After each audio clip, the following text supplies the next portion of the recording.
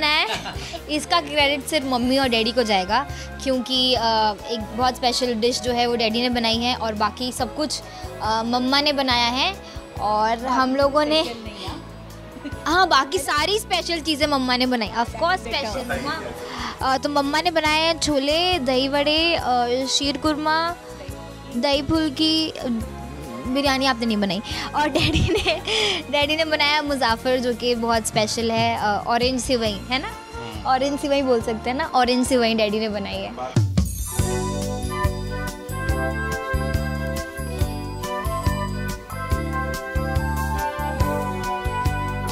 हाँ because daddy Lucknow के हैं और लखनऊ की बहुत स्पेशल डिश है वो, तो यहाँ पे बहुत लोगों को तो पता ही नहीं कि वो क्या होता है और कैसे बनती है, तो इसलिए हर साल डैडी बनाते हैं वो स्पेशल डिश। बाकी मैंने और अयान ने कुछ हमने खाया तो ईदी ऐसे ही होती है कि जब ऐसे ही उठते नहीं मांग ली जाती ईदी, रेडी होके अच्छे से ही जब लगे कि हाँ आप भी लग रहे हो कि ईद के लिए तैयार हुए तभी ईदी मांगी जाती है। और मैं तो अभी रेडी हुई, अयान को मैंने ईदी दे दी है।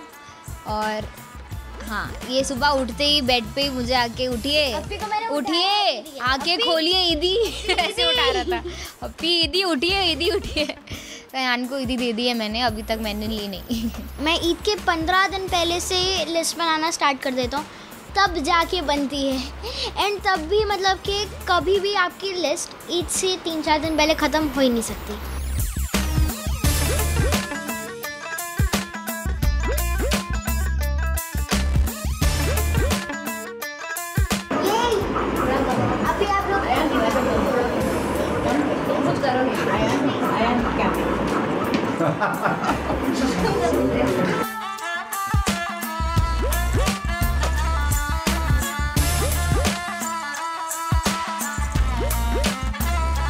बच्चों को आप कुछ भी दे दीजिए, कुछ भी इनके लिए करिए, कैसा भी कुछ करिए, लेकिन जो मज़ा इनको वो 500 रुपये लेने में आता है ना, वो मज़ा तो किसी चीज़ में आता नहीं है, आप भले कुछ भी करें।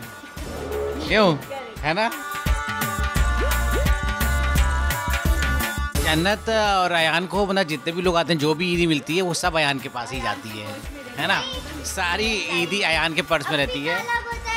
हाँ लेकिन अलग आता होता है, लेकिन वो इनका एक पर्स है, इनके कबर्ड में रखा हुआ है। पिछले साल का भी अभी भी उसमें पड़ा कुछ ना कुछ, वो धीरे खर्चा कर, अब बचे 300 खर्चा कर दिया इन लोगों ने बाकी। लेकिन बहुत प्यार से अयान आते हैं, जब कुछ लेना होता है अप्पी को तो मैं अपने पर्स अपनी ईदी के पैसे से लेके आऊँगा, ये बात तो सही है।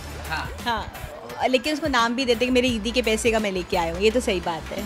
देखो जैसे लास्ट ईयर के 300 रुपये अभी भी बचे हुए, यानी इनके पैसे रखे रहते, देख लो। बहुत कमाता है वो मेरा भाई, बहुत कमाता है ईद, उतना खर्चा भी तो करता हूँ।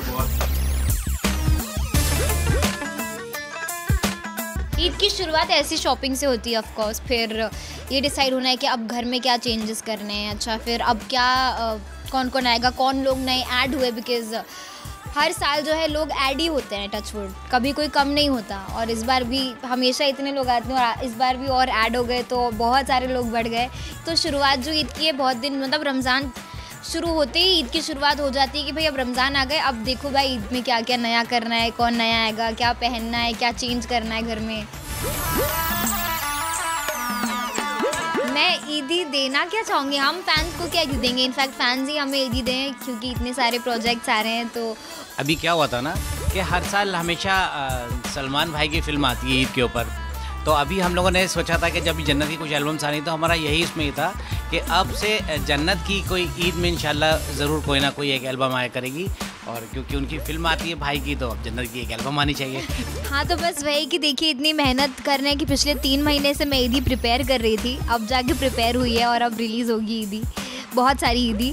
तो वही रिटर्न में आप भी मुझे कुछ ऐसे ईदी दें, जाके सॉन्ग देखें और लाइक करें, कमेंट करें और बहुत सारा प्यार दें। आई थिंक ये पूरा टीम वर्क था, आपने देखा होगा मेरे पीछे कितने सारे लोगों ने मुझे सपोर्ट किया डांस करके, और किसी एक का आइडिया नहीं था, कम से कम ये 10 लोगों का, एक वीडियो के पीछे वो 10 लोगों का दिमाग था, और लोगों ने अलग अलग प्रॉप्स तैयार किए और हम लोग पूरा गए यहाँ से। हाँ जी, हम फिर यहाँ से गए अलग जगह, फिर एक जगह मुझे बोला यहाँ, मैंने कहा वहाँ तो बहुत ट्रैफिक था, मैं यहाँ नहीं खड़ी हो पाऊँगी, फिर कहीं दूर जाना पड़ा जहाँ पे थोड़े कम लोग हों, और फिर ऑफ कोर्स पूरा कैमरा सेटअप पूरा जो शूट कर रहे थे वो तो आई थिंक हाँ जी, फिर मैंने चैलेंज भी किया। ये तो कोई और चैलेंज लोग एक्सेप्ट करे ना करे, ये तो करना चाहिए।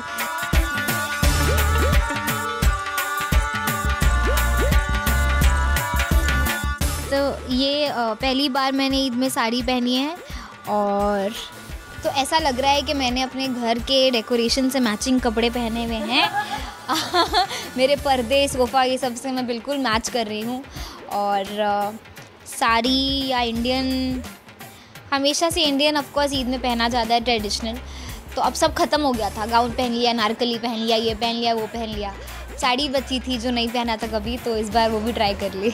हाँ बिल्कुल, मम्मा ये सब काम जितने भी कपड़ों वगैरह के होते हैं, वो बोलते हैं ना मुझे चाहिए तो होता है, बट उसमें एफर्ट्स डालना, मतलब अब साड़ी, मुझे ब्लाउज़ का मेजरमेंट भी देना था, तो मम्मा को मुझे 5 बार फ़ोन करना पड़ा, अरे दे दो, चाहिए कि नहीं चाहिए तुमको।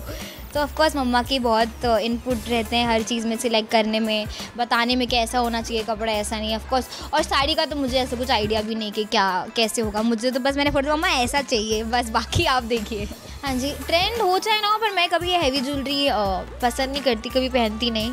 और ये ईयरिंग भी मैंने पहने और ये भी मुझे काफ़ी हैवी लग रहे हैं। लेकिन इतना तो बनता है। खैर, ये बस मैंने एक रिंग पहनी है, ये तो मैं हमेशा पहन के रखती हूँ, ये मम्मा की रिंग है वैसे, और ये रिंग मैंने पहनी है, और ईयरिंग्स, दैट्स ऑल। हम सब की तरफ से आप सभी को ईद की बहुत बहुत मुबारकबाद। हैप्पी